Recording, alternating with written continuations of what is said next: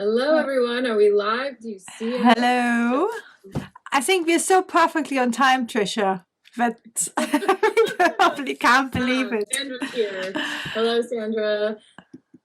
I see Sandra over here. Welcome, everyone. For those of you joining us, hello. Welcome to Tricky Thursday Live. We do this once a month. This is my partner in crime, Charlotta of Charlotta Pattern Cutting School. You can see her if you're on my channel. You can see her link down below to her channel because we are both streaming on the same channel. If you could do us a huge favor and push the like button if you're seeing us, because that helps us get the word out to everyone else and helps the algorithm. Hello, that is Maya or Maya. Yeah, Maya. Sorry, I have Maya and Mira and Maya.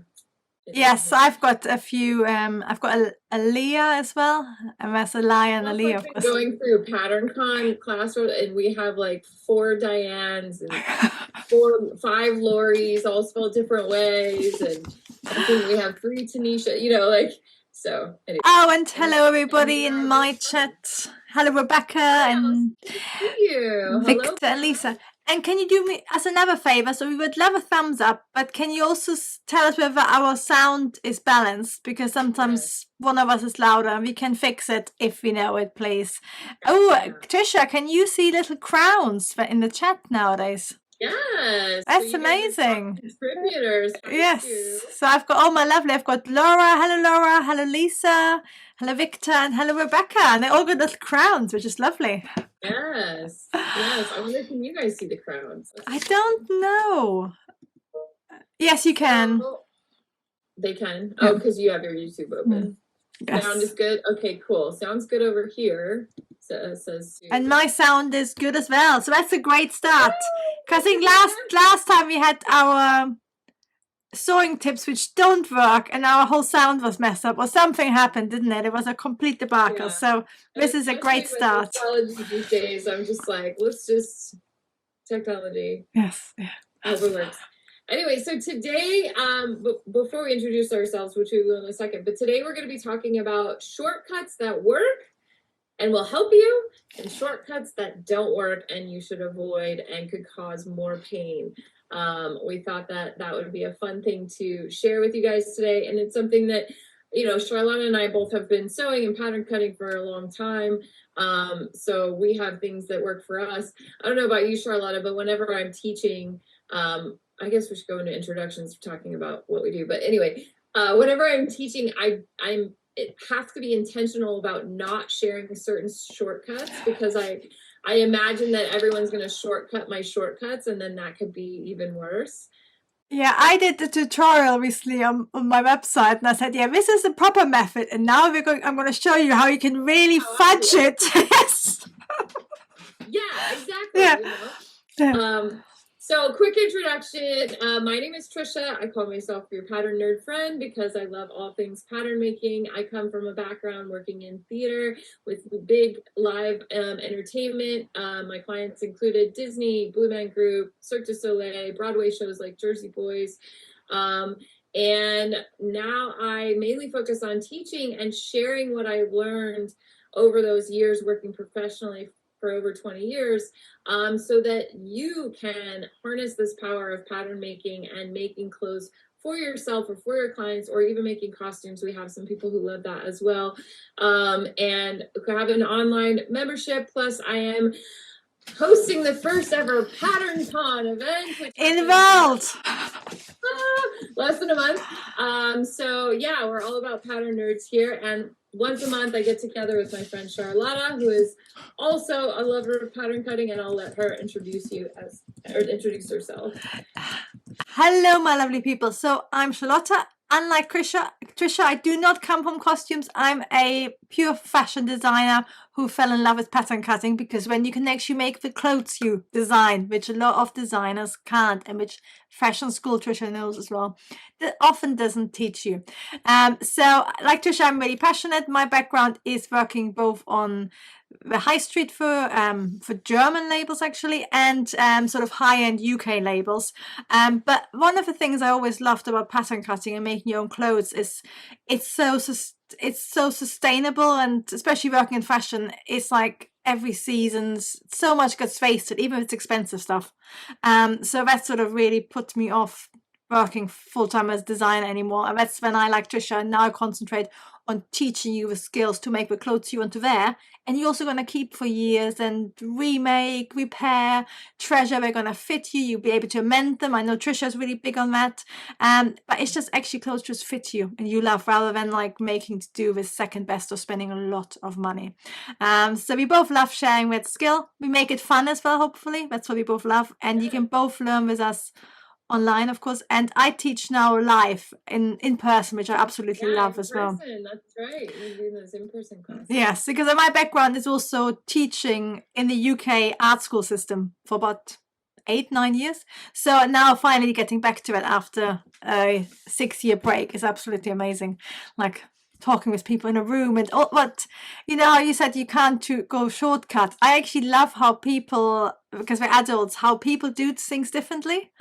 Yes. And like sometimes you learn things I had no idea about, so I always quite like it. I love these sort of getting together. That's my favorite thing about getting together with people, with other people in sewing, is that there's so many different ways to do something. I always learn something. I went on a retreat, a sorority retreat. If you guys don't know about sorority wear, like SEW, it's a little hard to say, but it's kind of cute.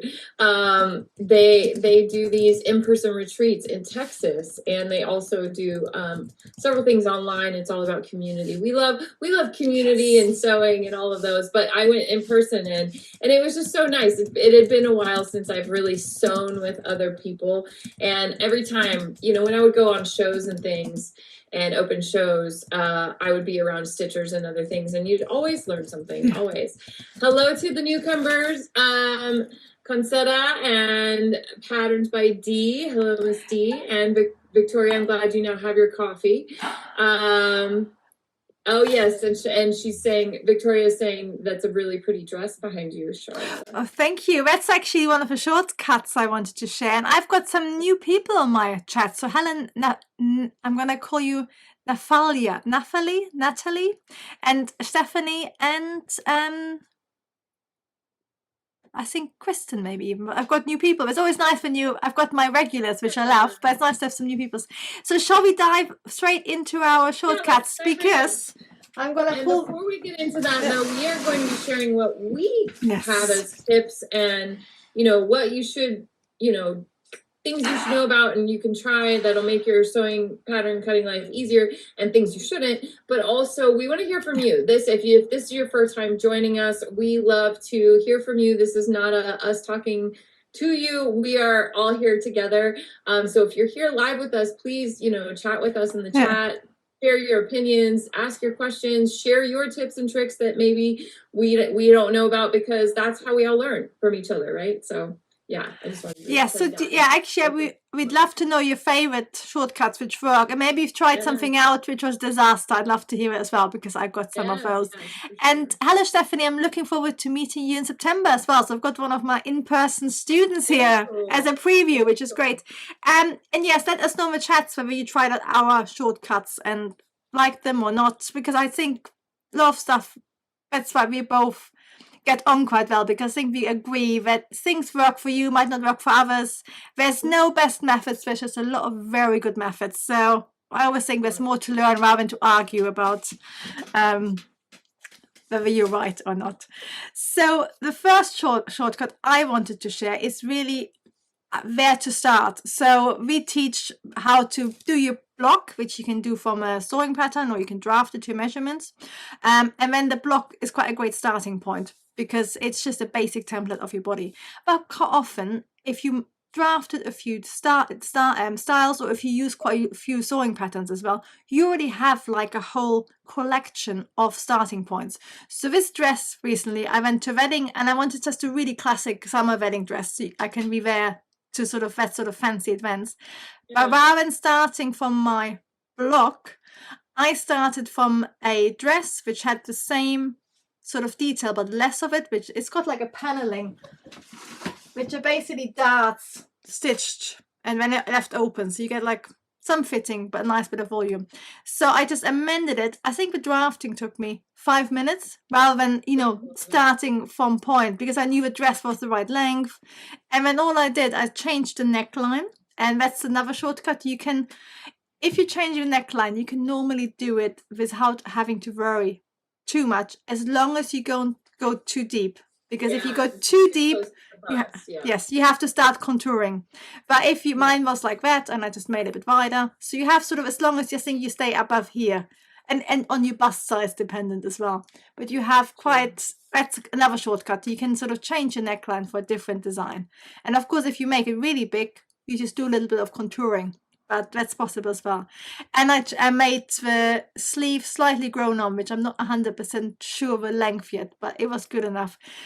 That brings me to the first thing I wouldn't mess around with. So if you have a sewing pattern or you block your adapting, you often, the sleeves aren't interchangeable, and your armhole. Yeah. So there, or for example, you can't just use a sewing pattern which has a narrow shoulder and put another sleeve on. That won't fit. So that's a shortcut you shouldn't do, because they are always designed together, so they're not interchangeable.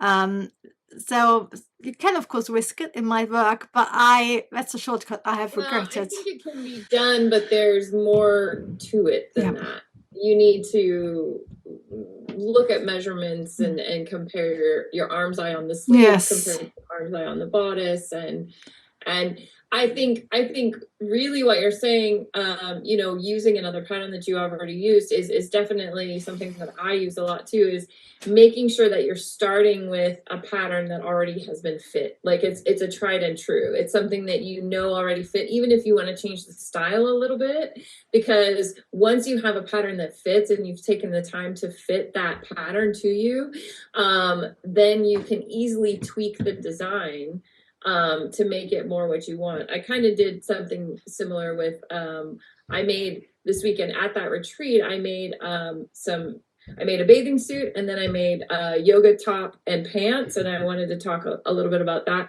And I made the bathing suit top first because I do yoga more than I go swimming in a pool. So I was like, I'm going to get the fit right on the bathing suit. And it was a pattern that I purchased. And that way, when it came time to make my yoga top, it was really easy. And I just switched out the fabric. I did make the band a little bit longer on this yoga top. But I knew everything else was going to fit because I had already tested it out on the bathing suit. Yeah, it's sort of like, sorry? Yeah, I was a couple of in the chat. Yeah. No, I think it's sort of great because it's like, as you said, you have the fit already. And if you have a design you like, it's so much faster. And of course, if you have your own blocks and you know your sleeve measurement, you can swap sleeves around. But on sewing patterns, I wouldn't risk it. Yeah, commercial patterns that you purchase, yeah, for sure. Sue is saying, I've seen a couple of ways to put on collars. I don't have the details, but love the ease of putting them on. Thanks to Tricia, to me. Yeah, I would say, you know, one thing, and I actually gave this advice to one of the ladies who was sewing a collar. She was just doing a mandarin collar on her, and oh, no, this doesn't have a collar either. I was trying to find something that I could show as an example. But instead of, what I do with collars, especially mandarin collars, is a lot of times, you know, you have the outside collar and the inside collar. And a lot of times they have you sew the outside collar on like this, and then you fold or whatever, and you stitch in the ditch. Or that is a lot hard to get clean, like stitching in the ditch. So what I do a lot of times is I sew the inside first, and then that way I can fold, and then I do an edge stitch, and it really doesn't matter as much if you're not exactly in the ditch on the inside, because nobody's going to be looking that close on the inside, and then you can make sure it looks really clean on the outside. So that's a quick tip. For I've seen, we actually just had discussion about standard mandarin collars in my live Q&A on the pattern cutting school, because somebody's making one, and there's lots of different methods, because you can also, for example, if you're facing, you could actually just have all your seam allowance. You don't have to finish. You just add it's your safing, your facing. Absolutely. Yeah. That's so lots of shortcuts. But I'm saying, like, if you don't have a facing. No, if you're and but I've seen the last one I only seen on YouTube. I haven't tried it because I don't quite trust it. Is where they iron all the seam allowance over on the collar, so you literally have a finished collar, and then they insert the bodice and they just top stitch it. Wait, say that again? So they have a completely finished collar, and actually, so you iron over all your seam allowance on the outer and inner collar, and then you sort of slot it on top of your bodice, and then you literally just top stitch it.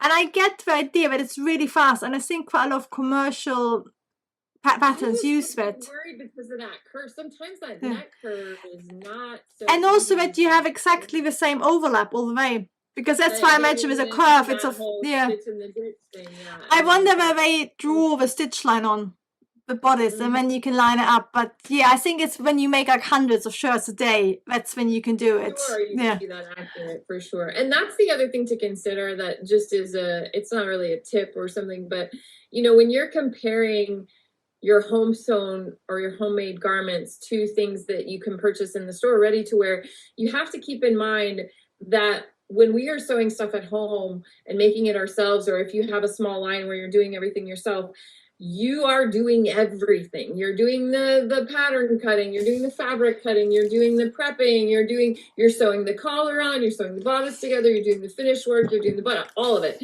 In a factory, there's one person who puts collars on, and that's all they do. So guess what? They get really good and really fast at it. So comparing your quality, you know, like, oh, I'm really good at this part, but not so good at this part. Well, that's not typically how things are made, you know, so be kind to yourself is what I'm trying to say. Like, own your mistakes, you know, those little things. There are mistakes where you kind of, and that, I guess that could be a tip, is like, sometimes when I see a mistake, I'm like, do I care enough to redo that mistake?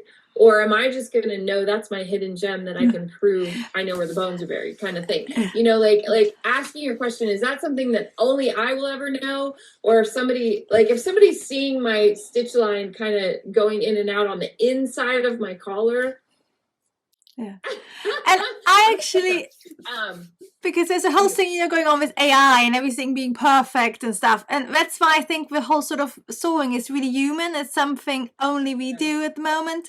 And I love looking, because you love vintage as well, but I love looking at old clothes. And I was thinking, oh yes, I went a little bit off there. Or that's an interesting way of doing the lining. I hadn't seen that. But that's when you really connect with somebody who made this 60 years ago as another person. I actually love these little, nowadays, I used to be like unpick and redo. Nowadays, I'm like you. Like it. Yeah, and also when you look back every time you wear it, think, oh yeah, I went a little bit wrong. You know, that's what makes it, you know, I know how to do it next time. It makes it handmade. It makes it special. It improves that you're the one who did it. You know where those little tiny things that no one else. And I just want to say this before we get off this thread, because we do have more tips to share. But the other thing is, the majority of human beings on the planet do not sew and make things. And so the fact that you did, I don't care how many mistakes are on that, you're already way cooler than a lot of other people. So like, own that. And yeah, maybe the stitch is a little wobbly, or you didn't catch it all exactly perfect. Every single thing that I've ever made, I'm like, you know, next time maybe I'll do this. Next time maybe I'll do that. Like, it's never perfect. Perfection is the procrastination in pretty shoes, you know, like we strive for progress, we strive for improvement, we strive for just having fun and enjoying the project. So that's something I always want to say. I have some people, Pincetta says, not a shortcut, but I try to do my finishing as I go along rather than saving it for the end of the sewing order. Yeah. Ooh, that's a tip. You know what? I hate finishing. It's like, I'll make the whole thing, and then I have a pair of jeans that are my favorite jeans that still don't have a center front button. I safety pin myself into them every time because I'm like, I just can't bring myself to, I don't know why. No, but I have something where you like, because you know the shortcut, what you did at the time works. So like, you know, why change it? And actually, I was going to agree with, what was her name? Concetta, lovely name. I was going to agree that but nowadays, because I hate over finishing. So I actually nowadays, I know you overlock, or I zigzag or bind everything before I get started. And then it's really fast, isn't it? And that's something we do in theater too, is, we just overlock everything. And then you're just putting it together and everything is finished off. Or I try to be mindful of, like, if it's going to go into a lining and be finished off in that way, to not overlock just for thickness wise. But yeah, I like to do that as well. Yeah, no, totally. That's nice about lining. You don't have to finish anything. Oh yeah, exactly. And I have got some tips about drafting, but before that, because we're talking about imperfections, and one of the things, like for example, if you're top stitching a neckline and you have a little wobble, you either leave the wobble or you unpick it. Like sometimes there's a shortcut which doesn't work. It's where you just, like, say you unpick from here to here and you top stitch that bit again. And that's the shortcut which just will stand out even more, because when you have reverse stitching, you got double thickness of stitching, and also, when you stitch in one go, you get like a really nice smoothness. If you have a start here, different section here, and a different section here, that's really gonna stand out. So that's a shortcut which doesn't work. Basically, don't mess around with your mistake. You either own it, you put something on top to hide it, or you literally do the section where it belongs. If it's the back of, instead of just, and I think there is, like this, I would unpick. If it's my back hem, I would just have a little wobble there. Or, when you don't catch the inside in doing a top stitching, sometimes it's a bit, I just hand stitch it. Like, do like 2 little stitches. Yeah, because sometimes I know who here is fan of hand stitching, because I get a lot of pushback whenever I say hand stitching. But you know what? Honestly, that can be a shortcut too, because sometimes you're trying to do everything on the sewing machine and you're going to try, and then it doesn't quite work, or you catch something funny, or you don't catch something funny. But sometimes hand stitching can be the faster method, because you're going to have more control. And here's one thing I love about hand stitching is when we're sewing, we're obviously sitting in front of the sewing machine. I like save my hand stitching for like watching TV and socializing with other people. And I don't have to be at the machine. I can do it wherever, I totally agree with you. I used to be, and I think it's also, the thing is, I used to do so much sewing all the time, like several hours a day on the machine, and you get really good at you can just do about anything. And nowadays, I'm like you, now you teach and you work full time. It's like you don't get much time actually making stuff. And then you quite often think, if I really concentrate the machine, I can do it. But it's actually faster to hand stitch. You got more control because you're doing it slower as you go along. And I like how you can do invisible finishes much faster than on the machine. And I've got I got people loving hand stitching, so that's great. Good. And Gail says she's liking it more and more as she gets older. And we have Kirsten is also agreeing with using a serger and finishing everything first before you make it. And it's either serger or zigzag stitch, as well. I like a zigzag stitch. It's again quite nostalgic, because any vintage garment, it will have a zigzag stitch. That's how I used to do it before. I'll tell you just a little side story. So I learned on my mom's old singer. It actually wasn't a singer. It was like a singer knockoff. But I had to finish with the zigzag stitch. And then I went to my grandmother's. She was always one into sewing, and she had a serger, and I was like, oh, what is this? And I was a kid still. So I was like, oh, when I get my machine, I'm definitely getting a serger. It was like, and I haven't gone back. Like, I don't finish my seams with it. I either do a French seam, a lining, a facing, or a serge. Like, I can't, No, it's so fast as well, isn't it? Yeah, and it's so clean, and I was just like, it's so nice, and it looks professional too.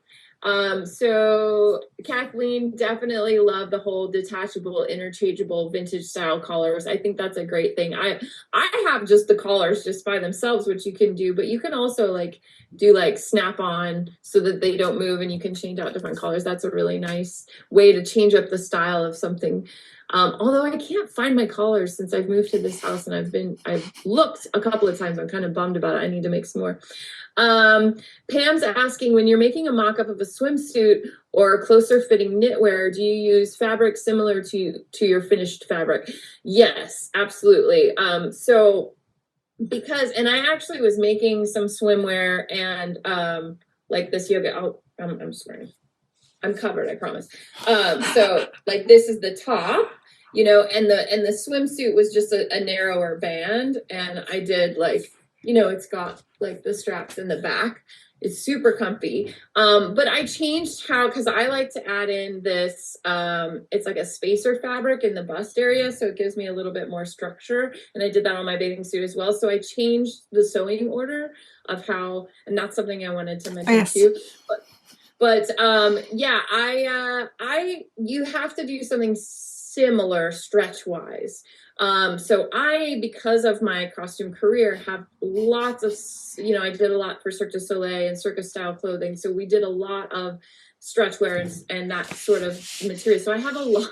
So my bathing suit that I just made is a sparkly red, which is not generally a fabric that I would wear, but you know, to be fun for going to the pool or whatever. So I have a lot of flashy leftover fabric, and that's what I would do when I would buy for clients is, you know, I never wanted to run out of fabric. So I would make sure, I was always mindful because of course that's money coming out, but I knew that any fabric that was left over I could use for mock-ups in the future. So I know it could be like an extra cost, but yeah, definitely when you're sewing tightly fit knitwear, you want to use at least a fabric. It doesn't have to be the exact same fabric, but with similar stretch ratio. And most of them give you the stretch ratio, and they give you exact material in it, isn't it? That's what I did when I did my I made some swimsuit and bikini as well, and I just used something similar but cheaper. And then yeah, and Sue says she's also been serging the edges. Game changer. Sometimes hand stitching can finish off a garment nicely. You know, it's like that chef kiss at the end, going back to talking about finishing. And Addictive is saying, and that's Lauren, I admit I don't know a lot about hand stitching. I know the ladder stitch, and that's really it. Ladder stitch and slip stitch are probably my two favorite finishing hand stitches. I need to look up, what is the ladder stitch you use for hem? The ladder is where you go in and out, back and forth between yes. the two. And then the slip stitch is probably my favorite because you travel in one fabric and then you just catch a tiny little bit of the other, and then you try, like when I'm sewing a label on a patch or something like that. So it's almost invisible on the thing that you're adding, and you travel in the thing you're adding it to. Yes. It's one of those where because I learned in different language hand stitching. I have like absolute. I would call it a blind hemming. The blind hemming is different for me. Yeah, I use two methods. I use the slip stitch, and I also do the cross. Yeah, there's like one they use on traditional clothing quite a lot, and it sort of loops over and under. It keeps it quite loose because you don't want to over tighten it. Yeah. So I want to get back to mock-ups because that is one of my tips, to always do a mock-up. And if you guys know me and have been following me for a while, and I'm not, I mean, I made the bathing suit top first, right? It was kind of my test, honestly, because I didn't have enough fabric to make a mock-up that I brought with me. So I was like, well, this is the one I care about less. But I know some people are a fan of making wearable mock-ups. Usually I don't care about that. I did do a mock-up of the bottom half of my swimsuit because I really wanted to make sure that fit, and I'm glad I did because I made some pretty major pattern adjustments, which if you're in my membership, I'll be sharing more next week in our class. But mock-ups, it sounds like it's an extra thing and it's going to take you longer, like, oh, it's like making two garments. But the thing is, it is such a thing that will save you time, especially now if you're using something like what Charlotta said. She used a pattern she had already used, she had proven it, she knew how it fit. Then I won't make a mock-up necessarily, depending on the changes that I'm making. But if I've never done this pattern before, it's a new draft, it's a new design, always make a mock-up, because even though it seems like it's taking longer, it will save you so much time and frustration when you get to the end, to your final. Because like when I went to sew this up, I was like, oh, I know exactly what I'm doing. You know, like I didn't have to question the fit the whole time like I did with the other things that I made. So mock-ups is definitely, and then on the flip side of that, not making a mock-up when you're thinking that's going to be a shortcut could actually cause you a lot of pain, because there are just certain things, even if you do like a test fit, when you get to a certain point, you're still only going to be able to make so many adjustments. Like when you do a mock-up, you can make major pattern. Like I took length out of the back of my bottom on my swim pants, which I would not have been able to do. I would have not have been able, or it would have been a much harder adjustment to do had I been in final fabric, especially like unpicking zigzag stitches and elastic and everything else and resetting. So that is one big tip I would say for me. Yeah, I think especially because I used to make so many clothes for my blogs. You get to know what will work and what won't work. Right. But nowadays, where I'm if I'm trying out something new, I always make a mock-up or a trial, just because it's you also, I think, you become more picky. As you know, the more clothes you make, you like don't just think going into that, you know, mistakes. Like I said, everything I make, I'm like, I would do this next time if I did it different. You know, you would do it differently. So it's good to, you know, yeah. Then you can, even though you're using the same pattern, you're like, ooh, this kind of bothered me last time I made this, but so I can fix it on this version. Yeah. And I think with sewing patterns, I would, you need a trial. Yes, otherwise it's like impossible. Well, it's quite interesting. I've been reading lots of vintage fitting books, and I think a lot of them don't make mock-ups. But I think it comes from a time where the pattern fitting. There's a lot like the Palmer plush. Now I'm talking more like 1930s, 40s, I think. But you always used to have like your mother in the house or something, and you used to have all these allowances to fit it in the fabric. And they had the extra space to move it around, and somebody really knowledgeable to do it. But by yourself, always make a trial. It's just safer.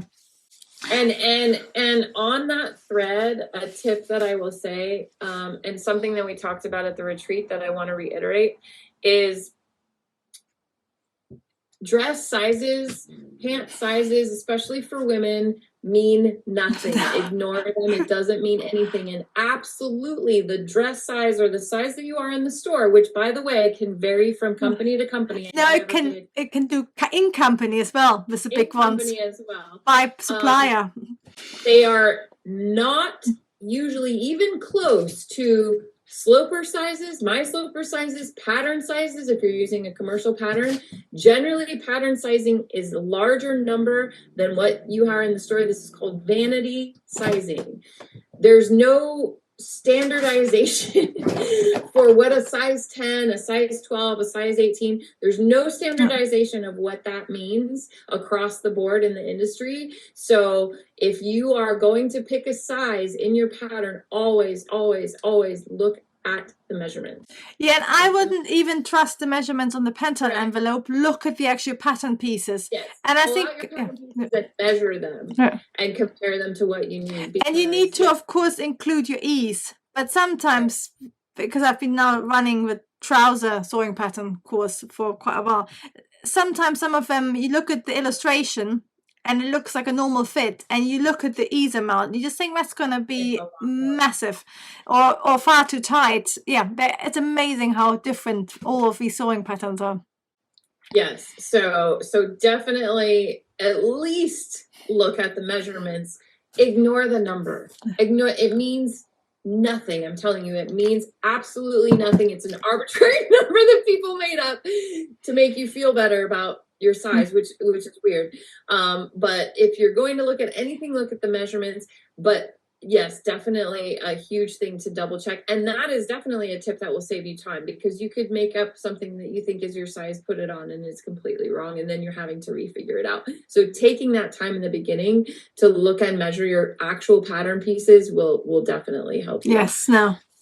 That's a really good one. I was going to go back to if you're drafting your own clothes rather than using sewing patterns. If you start a draft, one thing I always do, I actually, before I start messing around like designing, I think, oh, what finishes do I need? Do I need a lining? Do I need a facing?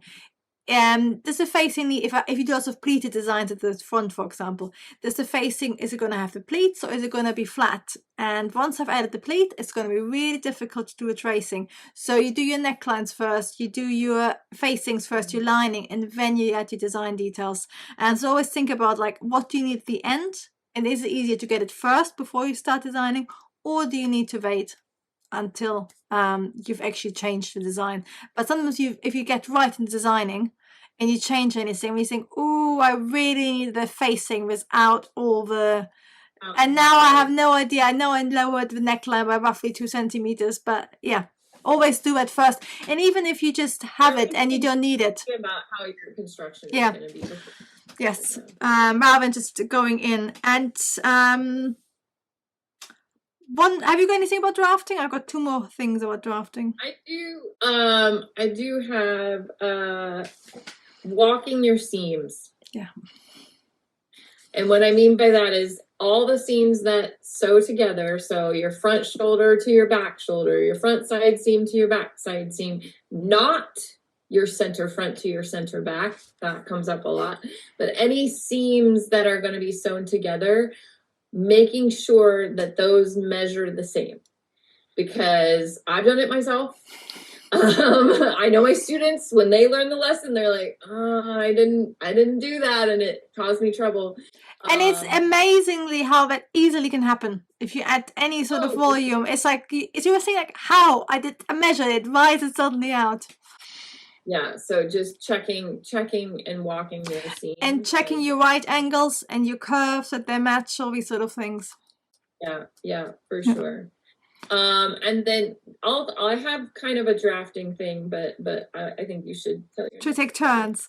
Mine is really, well, this one is to, if you're sort of trying to save time, and for example, you had a top with a really visible opening, like a button stand or maybe a center back zip, which you had to get perfect, and you want to make a quick project in your drafting, or before you're cutting out, you can actually think, I don't need a button stand there, I could have a side seam, or you have like a really big detail here which is really hard to stitch. You can move things like that around at the drafting stage if you're remaking things, and make it easier. It might be hidden if it's, if you're using a fabric where you would have to pattern match, or where it's really tricky to put buttonholes in. Like, feel free to change practical things as well as designs, basically. Yeah, that's the great thing about making your own patterns, is you are not slave.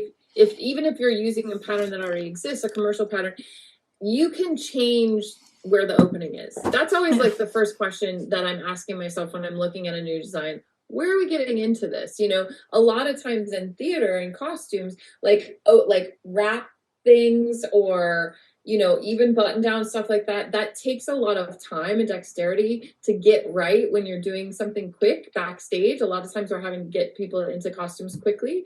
So we would do a fake wrap, and then you'd have a center back zip, or you'd have a side zip, so that is set exactly perfectly how you want it to, and then we've moved the opening to another place so it looks like that. And actually, it's not just, I was just thinking, because I love a wrap dress, but I've just realized I don't like them, because it's never safe. You either have to tie it really tight, or if it's loose, it moves. Like, I hate it when you're constantly having to fidget with designs. So I now realize whenever I do any style like that, I need to actually change it to a fake and have a button stand or a zip somewhere. Because I made the famous walkaway dress, where you put it over your head and you tie it the front and back. And I made it as a challenge to, like, made to measure. And I did it. It looked amazing, but you have to tie it so tight, otherwise everything collapses. So I'm now changing it to a zip, which is a great thing. You can change, but it becomes more garment, because one of the things we talked about is ease. Like, when you construct your own garments, you can actually add the ease you want. And I know I like a little bit more ease. So always having a button and a zip rather than a wrap works much better for me. Oh, and I've got a great short tip in my chat by Yvonne, and she says, and don't have connecting pieces with different seam allowances like I did last week. Yes, that's definitely. Yes, for sure. Unless it's a flat felt seam, in which case you want a different seam allowance. But otherwise, yeah, it's worth checking that as well. Flat felt, I would rather have the same seam allowance and trim while I do it. Yeah, I think if I was making this on repeat and I knew that was a flat felt seam, then I would have different seam allowances. True. But if you make that top every 3 years, definitely just have the same seam allowance, because you're going to go do it and it's going to be wrong. So Kathleen is saying, I now dream of coming to your live classes. So she must be a UK. I would love you. If you're in Suffolk in the UK, you can join me again in November. That'd be great. And then she also says, when I'm recycling from sheets or upcycling from sheets, I use the existing edge finishes for the top, from the top of the sheet for the waistband. That's a great idea. No. I love that. Yeah, I do it when you're recycling stuff as well, because I make quite a lot of children's clothes and I recycle like jeans or shirts, and there again you can use all the really nice finishes and it saves you lots of time having to do top stitching and stuff like that. So I wanted to, my drafting tip, and we kind of talked about it, but I didn't know if it quite fit. So there's a few ways to get a pattern, right? Like you can draft from scratch, like our slopers. We can use a sloper and do flat pattern manipulation and get the design that we want. We can use a commercial pattern and change the designs, like for different things, like you said, cutting the neckline. And you can also copy off an existing garment. Copying off an existing garment is probably, I use that a lot and have used it a lot. And it's a great way to get a pattern quickly. I just did 2 examples of this, and I used to do it a lot for clients because, you know, I don't have their slopers. I haven't made them stuff before. So even if it wasn't the exact same thing that I was making them, but if I was making them a version of pants, I would ask that, or trousers, I would say, hey, you know, do you have a pair of trousers that fits you well? And even though I would do a mock-up and I would do a fitting on them, at least starting with something that I knew, oh, the kitties are coming. Distractive cats. Then at least I was starting with something that was kind of close and it wasn't just off of, so I do this a lot. So I just did this for the retreat. I had to wear something white for our pinning ceremony and I'm like, I don't have anything white. I would dirty that in a heartbeat. And then I did find a white dress that I had, but I'm glad that I made this because that white dress needs to be washed and not super clean. But I love this romper. This is a romper that I have that I wear a lot during, it's a pretty simple pattern. But it's really nice. It fits me well and I really like it. And so I was like, that's a quick thing. I'm going to copy that pattern. I copied that pattern. It took me about 20 minutes to copy the pattern. And then I made a white version of it and it was great. And I did it really quickly, you know, because I knew that fit. I did do a mock-up and I actually have a reel that's doing quite well right now about the dart wasn't pointing in the right direction. But because I didn't make this pattern, I probably didn't even notice that this dart isn't pointing in the right direction, like on the actual garment, you know, so I do still highly recommend you do a mock-up, but this went together really quickly. And it's great when you are copying off something with order of construction, because I use this to know how to put things together. And now I did change some things because I was using eyelet, but I also did that recently with the pants that goes with this top that I just made. So these pants are from Victoria's Secret. I bought them. I like the way they fit, except they were a little long. Like this part looked proportionally strange on my body to me. So I did a fitting. I decided I wanted to lower the seam to this point. So that's why there's safety pins in there. And I also hated the color because like doing yoga in like white pants is not, I'm always self-conscious. So I always thought I would dye these, but then the fit wasn't exactly perfect. So there was always something a little off. So I copied this pattern. I was doing a lot of other things during that retreat. It didn't take me very long.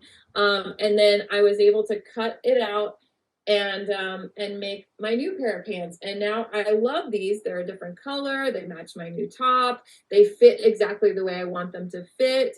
And they have this like fun little design, you know, split at the ankle, which was nice, which will go into a sewing tip that I have. But copying off a pattern is a great way to start with something to get that fit, to get closer to a fitting thing. Like if something, again, it's going back to that, starting with a pattern that fits you already is going to help you with the fitting of your final garment. Starting with a garment that fits you already and copying off that pattern is going to get you a lot closer than maybe starting with a sloper or something else. We do have a couple of different classes at Patterncon of teachers that are teaching that. I have a class in my membership teaching that. And then there's an excellent book by Claire Louise Hardy that we actually are going to be selling at Patterncon as well, called Clone Your Clothes, where she gives a lot of great techniques on how to do that. So if you don't know how to do that, that is a great skill to have for making your own clothes that can definitely move things a lot quicker when you get into it. I think especially for casual clothes, where it's if you have like a wool jacket with a satin sleeve, I think sleeves are the trickiest bit because you don't quite know how much has been eased in, but like that romper is perfect, and it's great for trousers as well. If you have a well-fitting pair of trousers, just be aware there might be a little bit of easing in, but in general, and especially for stretch fabrics, because on stretch fabric you don't generally ease at all, so that'd be perfect. I mean, some garments are going to be easier than others, and that's why if this isn't something, I mean, I basically taught myself a lot of that, and that's why I really am a big proponent for, and that's actually how Jennifer Stern and I took her copy off class, and then I was like, have you ever tried this method? And we were like nerding out together, sharing different ways. Yeah, this book by Claire Louise Hardy, I love it because, and she actually reached out to me when she first was releasing it in the US, and she's, you know, and so I don't talk about things that I wouldn't use myself or back myself, but she really breaks it down into easy digestible tips on how to copy things off, and giving you different methods for sleeves, for copying darts off is another kind of tricky part sometimes on how to do that. And yeah, it's a really great method, and it can definitely speed things up. And Sue's saying that's right, she just copied off a pair of pants for her daughter and they were awesome, you know. So it's a really great tip for getting things quickly, and even if they don't fit you perfectly, like I did with these, you can fit the item and then copy off the pattern with that adjustment already in it. And I didn't, again, have time or fabric to do a mock-up with that. I was kind of flashing and mooning the ladies trying that on. That's another tip too. Like if you don't have time for a full toile or a full mock-up, I would definitely be trying things on as you're putting them together, or pinning your paper together, your pattern together, and kind of doing a little test that way. Anything you can do along the ways before you're finalizing. So that is one of mine. Like, don't skip the fitting. Don't just trust in the numbers or trust in the patterns, especially if you haven't ever made that garment before, that it's going to work, and wait until you're done, you finished everything, you did all the hand sewing, you're like, everything's perfect before you try it on. Do not skip trying it on. You must, like, I am always trying my stuff on, like, as I'm making it. That is definitely gonna. I was gonna add one more thing to the cloning or copying clothes. What you can do as well, what I sometimes do, is that if it's something which isn't as straightforward, for example, if there's this dress originally I cloned of a dress I bought, but it's all these pleats which are a little bit difficult to clone around. So what I used my block, which fits me how I want to, and then I measured, oh, I need to add pleats that way, I need to be exactly that measurement and this far apart, and then I just used normal drafting methods I use for that. But again, it's a shortcut where you're basically copying something which works rather than trying to figure out the pleat depth and stuff like that. So yeah, anything which saves time I think is always good.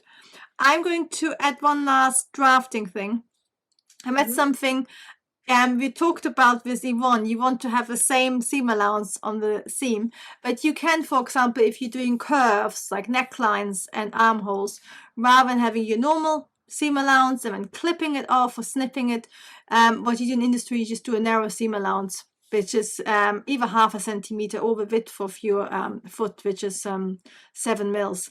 And that means you can literally just stitch it. And on most fabrics, you won't have to clip or snip it off or trim it off. You can literally just iron it inside out. And that saves some time as well. And it makes it more stable, of course, if you don't clip into it. And we're saying, my opinion says, when I sew, I literally sew in my underwear. Me too. This is why I always, when I'm making stuff, I think, oh, I should share it. Then I say, yeah, but I'm wearing a pajama, trousers and a bra. This is like nuts. I have to like, getting back to the finishing thing, if I will wait, like I said, I won't put buttons on or whatever, and then I'll be like, oh, I want to wear that. Like this. There was a little hole, like the turning hole that I had to close up. I didn't do that until yesterday when I went to you. It'll be like right before I want to wear it. I'm like, oh shoot, I have to do that real fast. It'll be me in my underwear, like doing it and then putting the thing on right away. And I've got a question about starting your own clothing business, how to start with its own patterns or ready-made pattern. That might be a question. It's quite a big question. It might be a question for another live stream. We could sort of talk about. It's on my Natalie saying, so to start your clothing business, is it better to create your own patterns for it? Because I don't really know how to go about it. It might be worth to do a live stream about how to, make it as a business. What's the difference between stitching for yourself and making it as a business? Well, I think what she's I guess patterns and designs in general, right? Yeah. So one thing that I is a big thing for me is, starting with slopers, and that this is a big thing that's unique about the way I teach is I don't start by drafting blocks and slopers because that scares people away and it's kind of a harder thing to get right. So you don't have to draft. You don't have to start by drafting. Like I said, you can copy off a garment. I also sell my slopers.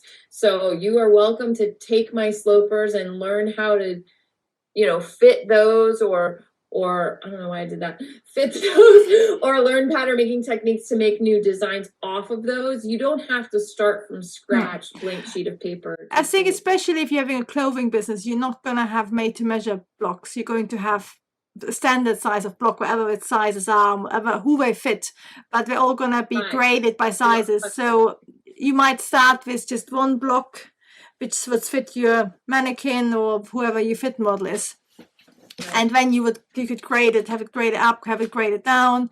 You could do it yourself as well. So it's slightly different, and I think maybe that'd be worth talking about. What's the difference between making clothes for yourself and making clothes for business? Definitely says several patterns I've bought lately say clearly you could not use them for. I know. I find that really interesting because there's lots of even high street companies and stuff. I think, that technique I've seen that used before and stuff in a book and things. So I guess it's sort of, you can't copy them, but quite often a lot of labels use them as a starting point. I know that for sewing patterns, because I've run into this a lot as well, it has to be changed 20%.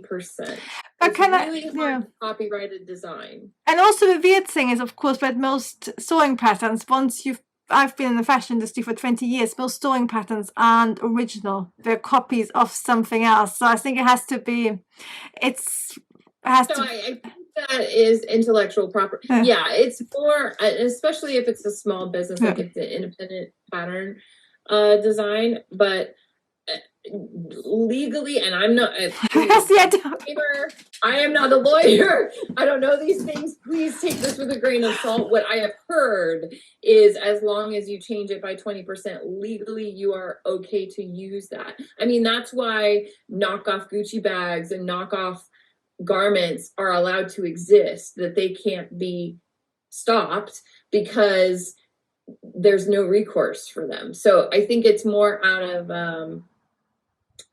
being kind and respecting that pattern's wishes and that intellectual property for that pattern company. So I do understand that. The bathing suit company that I made these tops from said that as well, that her rule was you can use these patterns to create things to sell, but only for small companies. And it was, she asked that if you were sending them out to a factory, or if you were not sewing them in-house, you had more than 3 employees, I think. So it's all laid out. I think that's really fair, because that is a really big issue. Is like, you know, like Shine or Temu, they're ripping off designs, and then both from new designers, sewing patterns designer, knitwear designers, I think have a massive issue with that as well, isn't it? So I totally think that's fair.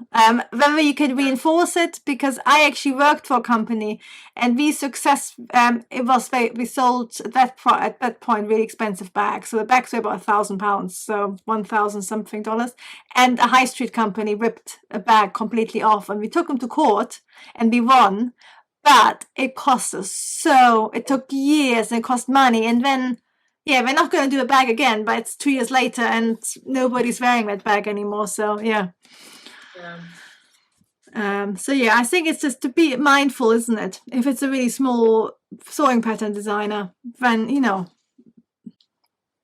But that is, and the reason that they put those rules in is it protects the person who put in the time to actually, like, you know, make those things, make the garments, make the. But if you would buy, like, I think a vintage, you know, Vogue or a McCall sewing pattern, I think, and change a bit things, then it's like your own design anyway. Like I said, I always heard the rule, and in answer to your question, Sue, is you have to change it 20%. Yeah, I think, it's like 3 things you have to change in the UK. 3 things have to be different. But we're not lawyers. This is not. Yes. Please do your own research if you are planning on making. Okay. I have something not to shortcut when it comes to construction, and that is ironing. Just so basically, this is not for knitted fabric, because this was a remnant fabric, and it's like some polyester with amazing stretch. It cost £6. So this was like an amazing dress, and I could see I didn't need to iron it. But if you're working in cotton and linen, any woven fabric, just to press or iron as you go along, as long as it's flat. So don't make the whole top and then iron it, because it will be much harder to get into everything beautifully. So it's a bit of a pain if to get up, but the more you iron after each step, the easier it is, because once you've done your whole garment, it's going to be really hard to stitch and to iron. So what I do is I do piecework. So I do as much as I can flat. Then I take everything up, I iron it, and then I do the next step. And I think that brings us to our next shortcut, which is about instructions and order of constructions. Yes. I have that on mine too. So always read the instructions. Generally, I don't follow them as they are instructed, but I always read them, because I want to know how the pattern maker was intending it to be put together. And then I can decide whether, because I like to do things differently for adjustability, which is what I've learned in theater, or I may add extra seam allowances for that kind of thing.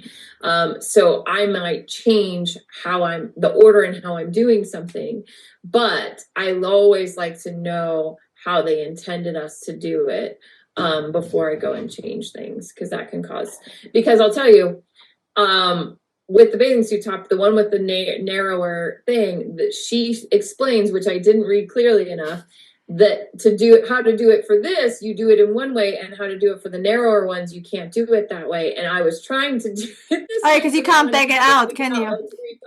And then I was like, oh, I can do it another way, and then that didn't work, and so I was ripping out serging like 3 times on my bathing suit top before I actually finished it. But yeah, and that's because I didn't read my instructions well enough and thought I knew better. Yeah, I think it's sort of read through them, but feel free to disregard them, because it's so amazing. Each company does things differently. Some of them are really good, and some have now photos or videos, but some are like make things really complicated. They just think I've never done it. It's just going to take far too much time. But it's worth doing if it's like pleats and things and done in a certain way. Yeah, just be aware, as Tricia said, otherwise it causes pain. But because I don't come I never learned from sewing pattern instructions. I think you just learn by making it again in the clothes for years and getting it right. Also looking. Yes, that's what I was gonna say. Whenever I make a zipper for trousers, I just look at the zipper I have. Right. As a short, how is it done? Whenever you look at clothes, look how different construction methods. I think that's how you learn different methods which work well for you, something to try out. But I also think sometimes, I think a lot of sewing pattern companies are great, but sometimes you sort of think you haven't really thought that through, or that's maybe what you're doing, which might be too complicated because it works for you. So I think by seeing how clothes are made for the fashion industry, which is always the fastest, most efficient, or in your case for costume, where it has like fitability and stuff like that. Look at stuff like that and see how you can change it to work for you. Yeah. I wanted to go back for that, and we're out of time. There were yes. Quickly. But who is it? Made in Harlem asked if you want to clone a piece that is a knit fabric, but you want to use it for woven fabric instead. That is going to get very tricky because knit fabric has stretch, so it is not going to have the same. It depends. Like if I copied this and try to make it out of a woven, it is not going to fit because I need that stretch to cover what it negative ease, isn't it? Yeah. But I mean, you could use it as a starting point, but I would absolutely add lots of seam allowance and do a fitting, because unless it's an oversized, and even still though, because there is the stretch changes things and makes things act differently. Same if you change things from woven to stretch, it look more oversized most of the time, and it doesn't woven. Right. You take it in. Yeah. So there was a couple of things that I wanted to share about quickly. One of them is kind of a drafting and a sewing thing, but I'll do this one first since we're talking about knits. And so the only thing I didn't do on my pants at the retreat, because I didn't bring this machine, but I have a cover stitch machine. So I waited to do the hem because look how nice and pretty, and it took like 5 seconds. But whenever I'm doing stuff with knits, and this is something that I always have on hand with me if I'm doing a show, especially if it's circus and I'm doing a lot of stretch, is Steam is Steam 2 or Stitch Witchery. This stuff will save you so much sanity. So it is it's a fusible glue, basically. So you get this off, and I'm going to do a reel about it. I just didn't get it together enough today. But it has a little bit, the reason I like this company in general is it has a little bit of sticky. So like it stays on your fabric, and then you iron it, and it's really on there, but you put this down, you iron it, you take the second layer of paper off, and that's what I did with my hem. And then I fold up my hem and then iron that. This is glued in place instead of pins. And especially when you're doing a cover stitch, if you're lucky to have a cover stitch machine, you're sewing from the right side, so you're not seeing what's happening underneath. So this stuff, I always have it. It's like and it's great if it's slightly sticky, because that's always a pain otherwise, but it stays in place, so that makes it much easier. That's what I like about this company in particular, is that I know there's Heat Bond and there's other Stitch Witchery. Yes, lots of them. And this also comes in sheets, like for appliques and things, but it is something I always have on hand. Definitely worth getting that. It will save you a lot of time and frustration when you're sewing knits and doing hems and things like t-shirt hems, things like that. Even if you're doing a zigzag stitch and you're not doing a cover stitch, it definitely helps with that. The other thing I wanted to say is, on my patterns, and my students know this because this is how I teach them, and this is how I was learned in fashion, is when you're marking a dart, you know, you have your dart. Oh my God, why am I trying this upside down? That doesn't help. So let's say a bodice, right? And let's pretend there's seam allowance on this, just for time's sake. But whenever I'm marking a dart on my pattern, I mark it with a punch hole at the dart point, and I mark it with a notch at each of the dart legs, like this, right?